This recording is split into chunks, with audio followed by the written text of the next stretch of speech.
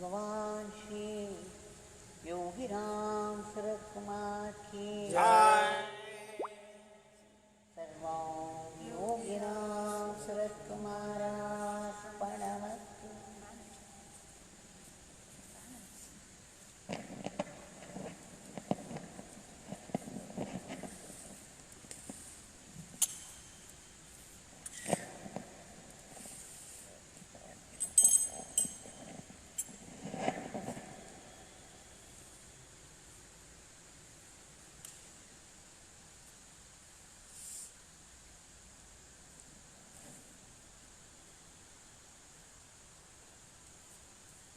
Let's thank our Bhagwan heartily for all the gifts and praise, especially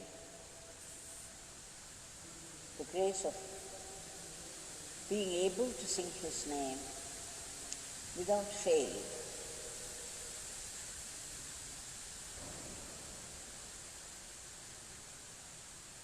This again is the glory of His name, that we are able to stick on.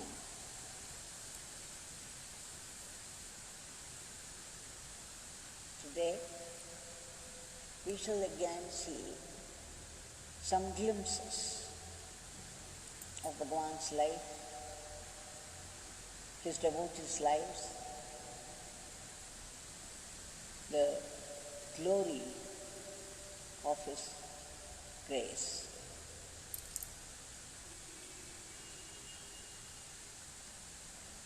Yesterday, I was telling you about Sri Mahalingam of Harkote. There is one particular thing that he talked about which I think we should know and remember all the time. When we were in breakfast hut one day, Bhagwan started to smile, of course looked glorious, and said, "Oh, if you have been chanting Ram Nam incessantly, you will be able to see Shri Rama dancing everywhere. If you be grateful to Bhagwan that we can resume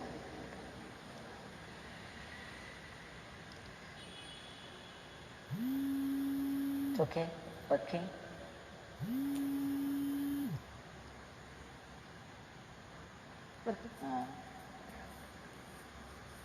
It's again another Leela of Bhagwan. So let's learn to enjoy everything as his Leela.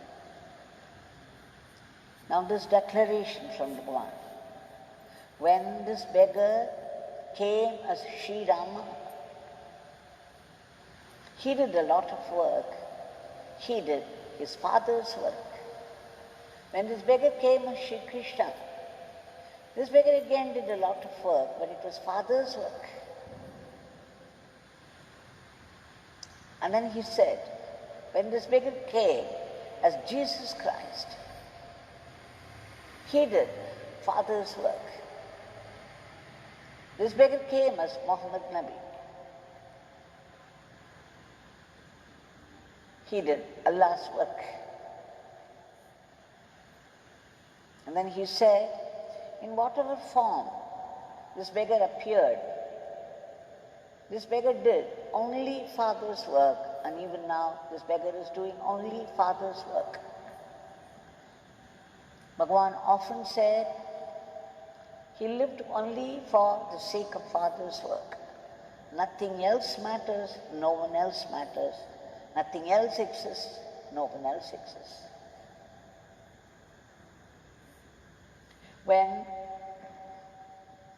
the Parabrahman, the supreme awareness, the supreme consciousness which we call God, Parabrahman, when it assumes a form, then it also does work. When it assumes the form of Ishvara, he does the whole cosmic work. He looks after the whole cosmos. He runs the whole cosmos. The Parabrahman takes the form of Brahma and creates. The Parabrahman takes the form of Mahavishnu and looks after the world. It sustains the world. When the Parabrahman takes the form of Shiva, it destroys what it created. It is one divinity, the supreme awareness. It's a blissful, powerful, all-pervasive, all-knowing, all-powerful,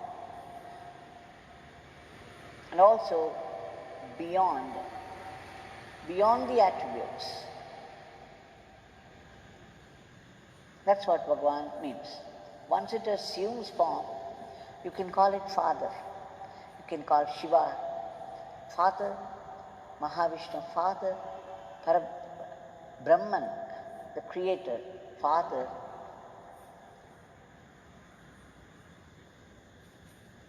And Bhagwan also uttered these words. He said, whoever has come with this beggar, in this birth, in this reincarnation of this beggar, all these people have come and who are working for this beggar will come back again whenever this beggar takes birth.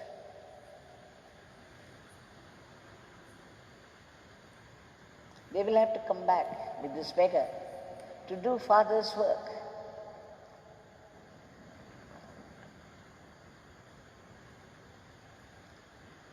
So that is again assured that if he should ever come back, we would come back only to be with him, to do his Father's work.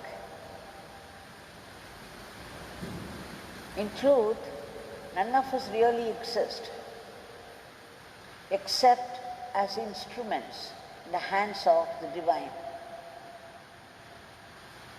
This form that's given to us, each one's form, He has created, and it's He who is sustaining us in the form of breath. And it's He who is going to stop our breath when He chooses. And it's He, while there is life in the body, who is activating this body, activating the breath, activating the breathing, activating your mind, your intellect, your whole body. So it's He, from the beginning to the end, has taken each one's form and playing our role.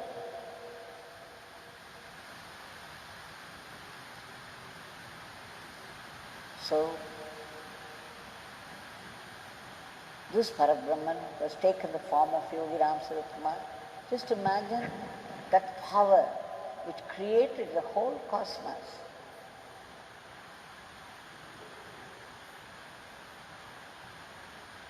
When he said, when the Parabrahman, just one thought, I would create, galaxies rolled out, planets rolled out, huge mountains, oceans. Can we create an ocean? And can we create mountains? What power! Just 1 second, if we think of the whole creation, right up to an ant, right up to one-celled animal,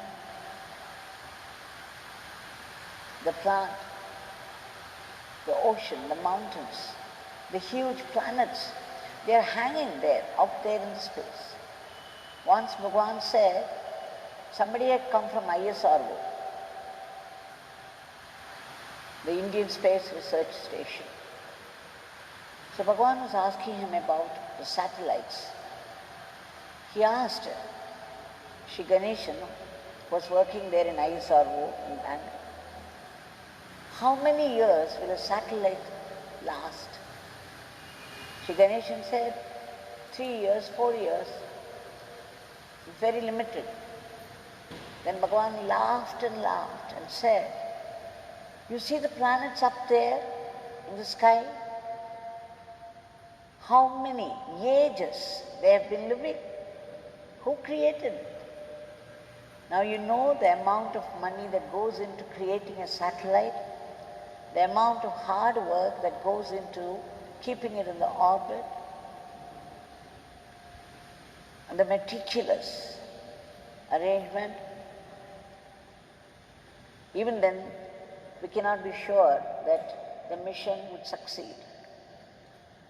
Now Father, the Supreme Ishvara, has created planets, galaxies, and all in one thought. He did not have to work in a laboratory, assemble the elements. He just one single thought in the consciousness, the Supreme Consciousness, and it materialized immediately. Galaxies and galaxies rolled out, worlds after worlds.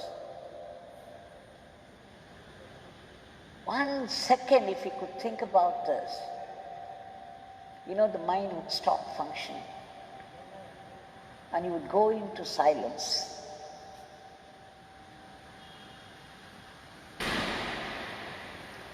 Now we should come back to some of the Leelas. This form of God, this God-man, Yogi Ramsuratkumar played. There was one Raja Ramalingam, who was a confirmed non-believer.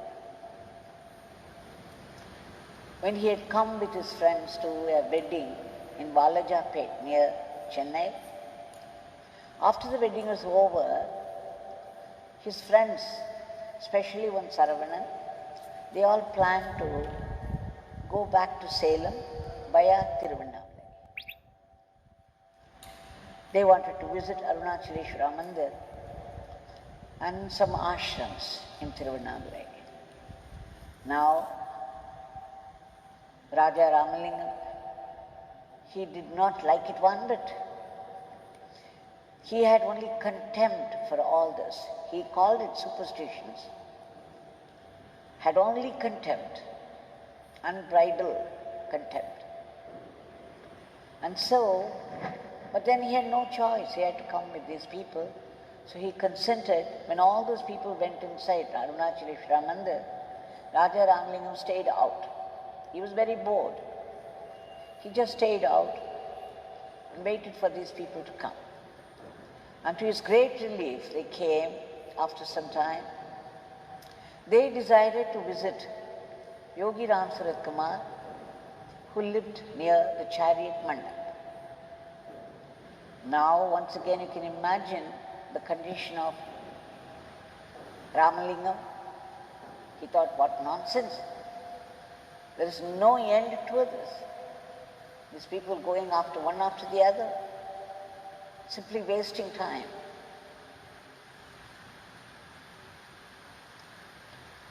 So those people, they went to the Sanadi Street house. They found it locked. And some people said, Swami had shifted to an ashram and he is giving darshan only in the ashram. So the whole lot of them had to come to the ashram. Again, Ramalingam, the great non-believer, did not feel like entering the ashram, but then he was forced to come. So they all went and sat in the dining hall where Bhagavan was giving darshan. There were some bhajans, and then Bhagavan was seated on the dais, smoking, and blessing people. The bhajans were going on. Ramalingam found it impossible to stay even for a minute more. He just had to come out. To him, in his contempt, everything was absolute nonsense. Why would people be obsessed with all these things?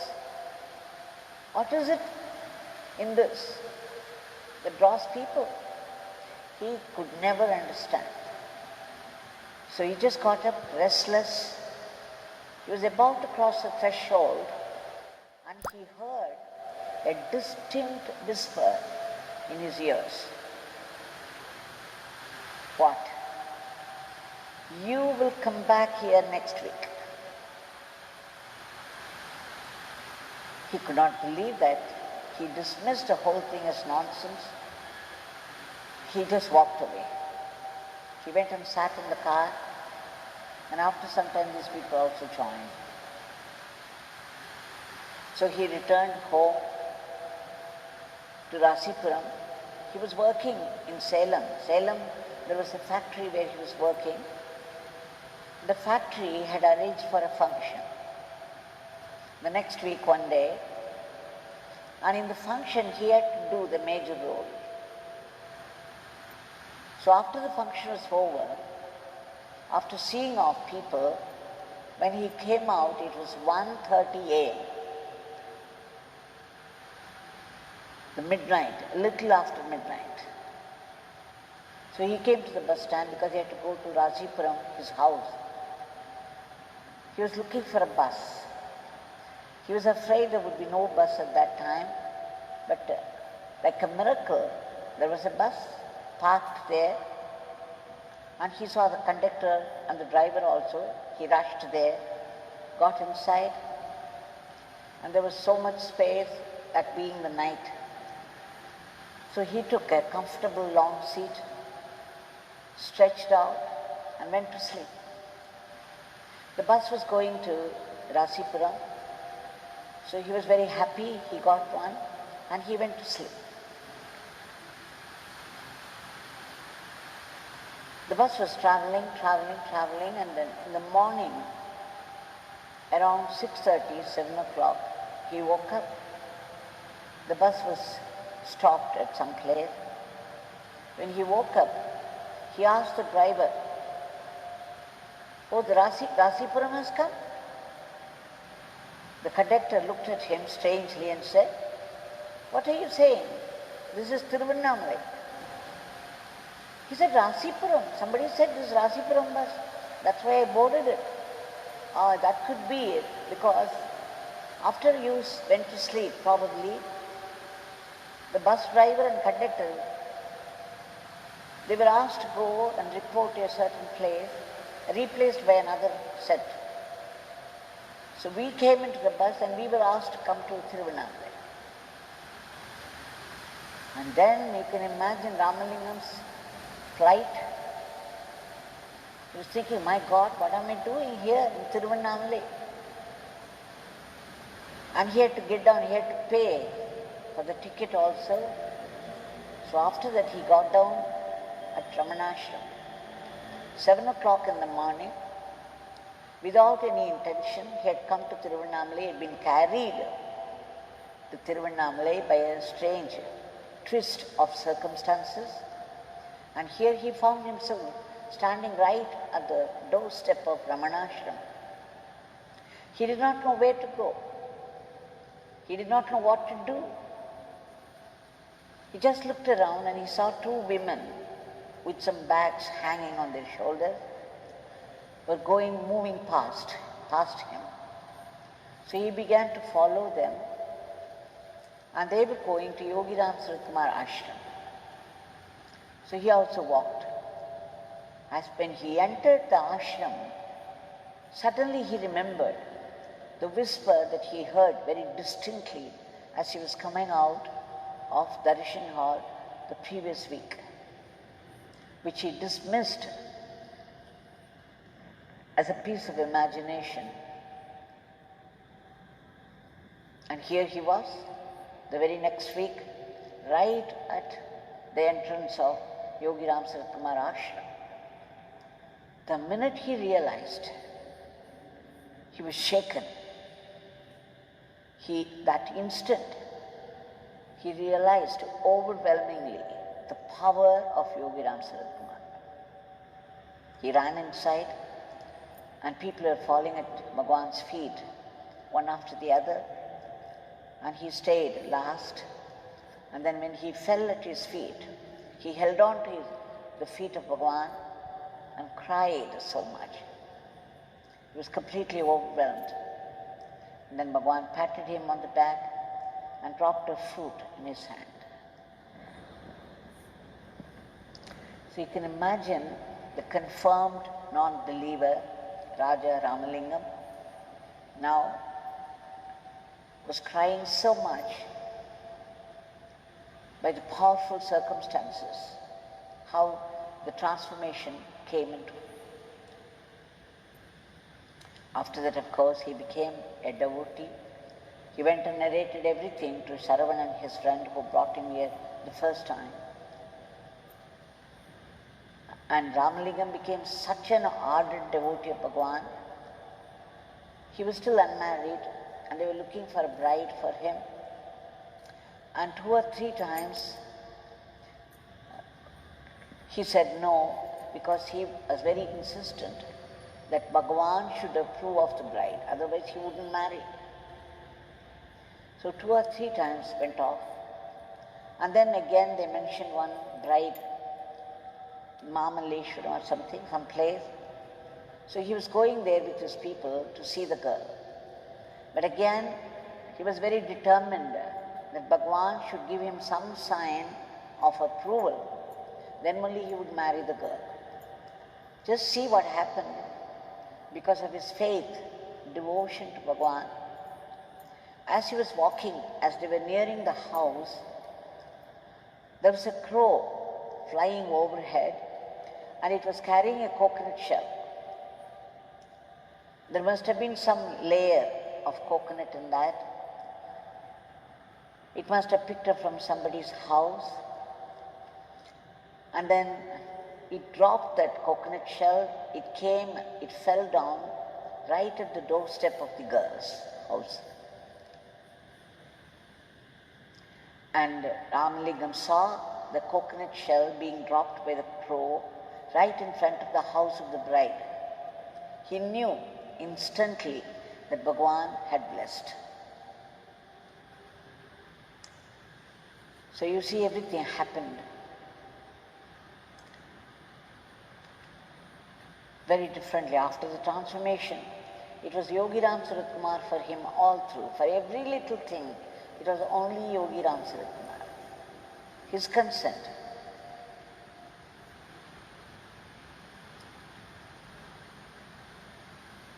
Now we'll shift to another person, Kathirvelan.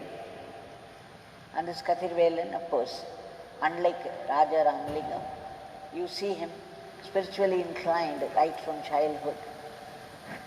So much so, in Madurai, where he was living, he found a beggar Swami, whom people called Muniyandi Swami or Munishwar Swami. He began to visit this Munishwar Swami. And one day Munishwar Swami directed him. He said, this Munishwar Swami was very different from other godmen. He called everybody Gurunatha. For him, everything was his way. So he would call everybody Gurunatha, Gurunatha. So one day Munishwar Swami told Kathirvelan, Gurunatha, why don't you go? There are many other beggars like this beggar. There is one, a very special one in Thiruvanamalai. I would like you to go and see him, have his darshan and come. And Munishwar Swami also told him to take a pack of cigarettes and a garland and some fruits. So when Kathirvelan reached Thiruvanamalai at about 5:30 p.m., he found Swami coming out, and Swami said, you can come tomorrow, and went inside. Kathirvelan was very disappointed, but then Munishwar Swami had asked him to see. And what was more, when Swami came like lightning, just for a fraction of a second, something went out to him. His heart, something happened to his heart. And he did not feel like going away without seeing Swami properly. So he waited for a long time, but Swami would not come out. And then he knew that he had to see him only the next day morning. So he somehow found a hotel to stay the night.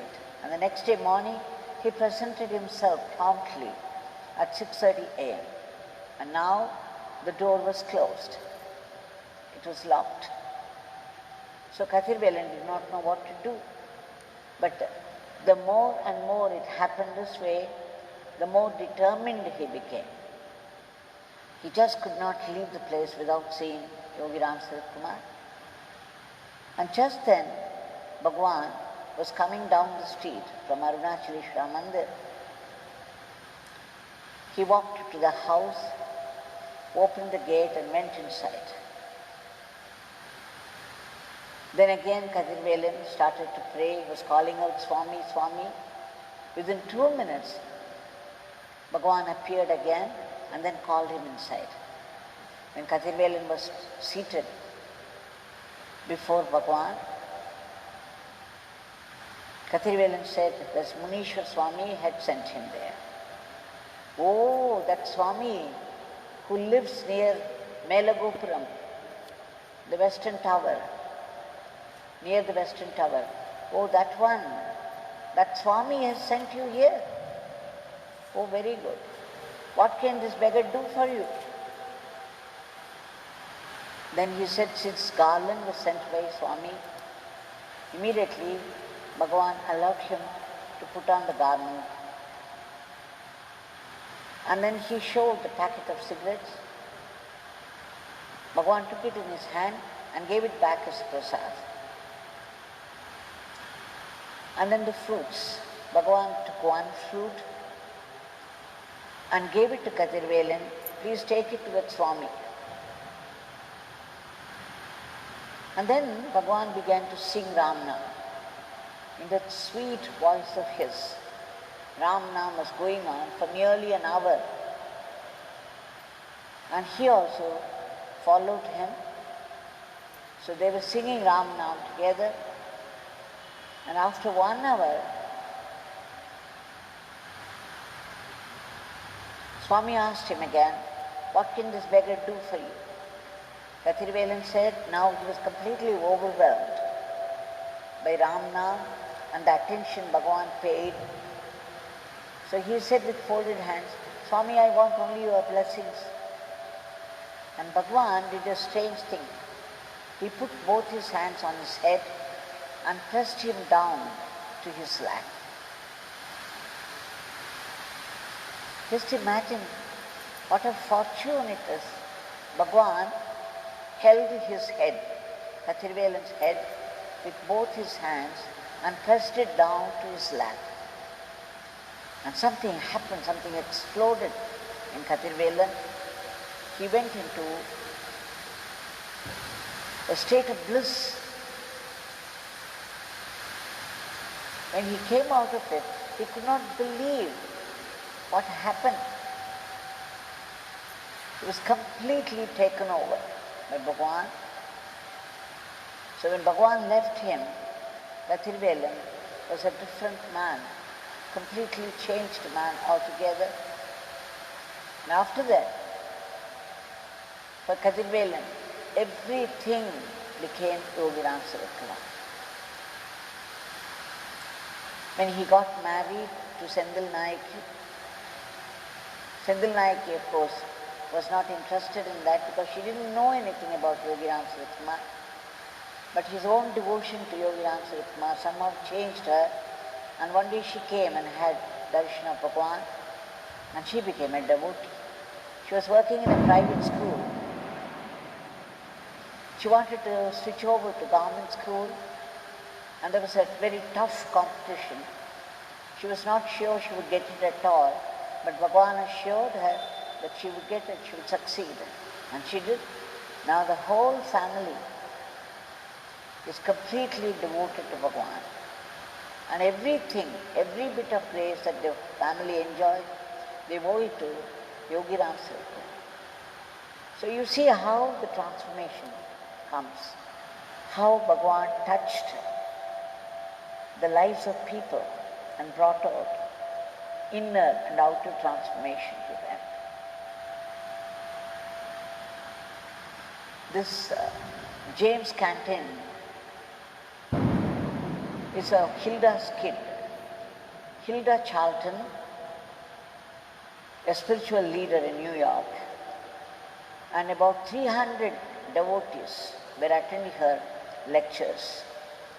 She used to call them kids, and she looked after them very well, both physically and spiritually.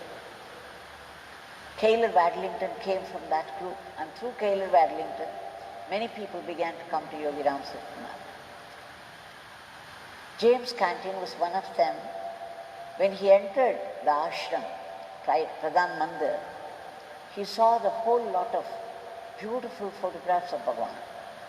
He was not interested in singing the name, but when he saw those beautiful photos, he wanted to draw one of them. As he started to draw the photograph of Bhagwan, he became so absorbed in that, without knowing, his mind, his heart began to chant Yogi Ramsuratkumar. And Yogi Ramsuratkumar came alive in him and also in the drawing. So much so, James Cantin says that the transformation, just entering the ashram, how he was transformed, how he took to chanting the name. And he says the best works, the best paintings of his came alive only when he chanted Yogi Ramsuratkumar. So these days, when he draws, when he paints, he does it with chanting of Yogi Ramsuratkumar Nama. And his paintings speak, they come alive. Just see again. And Bhagwan also played with words. So when Lucy Blue reports, she was also from Hilda Charlton's kids' satsanga. She says that when she came to Bhagwan, Bhagwan asked her where she was working. She said she was working in United Nations. And immediately Bhagwan said, "Oh, Jyoti is uniting nations." She was also called Jyoti Blue. So she thought it was a great blessing. And when someone else from the Sangha came and Bhagwan asked him what he was doing, he said he was a carpenter. Bhagwan said, "Carpenter, carpenter, carpenter, carpenter," and laughed. And the carpenter was surprised because the latest job that he took up was painting a car, which he never did before. And Bhagwan knew that, and he played with the words, carpenter, carpenter, carpenter. And there was another one who was a lawyer. As soon as Bhagwan heard that he was a lawyer, he started to say, "Lawyer, lawyer, liar, liar." And then everybody laughed and everybody knew what he meant. How a liar is also a liar. It's part of their profession. Of course, it doesn't apply to all. He said it jokingly, but there is some truth in that. I remember when I was there in Sanadi Street House, a foreigner came and Bhagwan asked him where he was coming from. He said, "I'm coming from your father's country," and laughed. He thought he had replied very smart. And Bhagwan also laughed and said, "Oh, you are coming from my father's country. Then you should go back to my father's country." And he immediately dismissed him from there. So one also had to be very careful with Bhagwan. So you see, it's endless, the stories are endless. We could just go on talking about him. I get carried away if I lengthen this. So I should close this. We have relived all these experiences through other people. And every one of the Leelas that I narrated, that people listen to, those who listen to it, please know that it is this sadhana, and blessings are pouring from Bhagwan upon us. Every Leela, every bit of every Leela that we remember, we relive, fetches a huge bout of blessings. And thanks to Bhagwan, we shall now offer our today's prayer. Bhagwan, please enter some vaccine that could kill the virus instantly and free the entire world from this virulent virus. Bhagwan, please bring back normalcy in every aspect of life. Once again, please remove the panic from the hearts of people and stop the spread of the disease. And bless all those brave people who are serving in order to save other lives, fighting the disease. And above all, give a lift to the falling economy and give us a lift too, so that we could remember your name all the time and go about our daily life as an instrument of yours. Jai Yogi Ramsuratkumar.